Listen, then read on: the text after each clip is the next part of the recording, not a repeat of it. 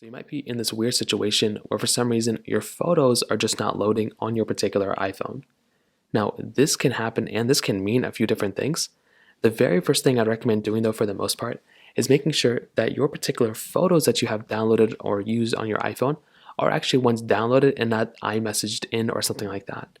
So what this means is that if somebody sent you an iMessage photo, so if they sent you a photo on iMessage, sometimes the issue can be is that they'll automatically be put into your photos album, and if you're on airplane mode or if you have bad signal or something like that, the photos may not load. So that can be the very first thing I'd recommend to keep your eye out for, is that if some videos are loading or photos are loading, but some aren't, you may want to make sure there's not like a little iMessage icon on the side of it, because that will mean that that is an iMessage photo and you're basically just going to have to, get better signal to download those photos. Another thing that can probably end up happening is sometimes those photos, if they're shared or if they were sent, may be deleted on the other side. So you may have to just kind of get those photos another way. If none of your photos are loading, this can also mean that your phone is having some weird bug. So what you can try doing first things first is make your way over into your settings application of your particular iPhone. Go into General, which is right here. Go into iPhone Storage, which is right here.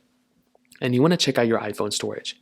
If you're like almost running out of storage, like let's say your phone is like completely almost dead, well, the main thing you're going to have to do here is basically just go through and just, clear your storage out a little bit, either delete some games or apps or something like that, and see if that ends up fixing the problem.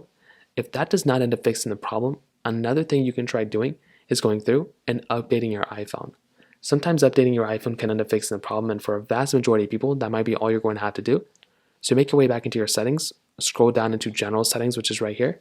Go into Software Update, and what you're going to want to do here is basically software update your phone, update your device, and you want to see if that ends up fixing the problem too. And probably for a vast majority of people, that might be all you have to do. So that pretty much covers it up there. If you have any other thoughts or questions, please let me know in the comment section below.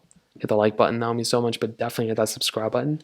More importantly than everything else, I love every single one of you guys. Hopefully I'll catch you guys in the next video. Peace out till then.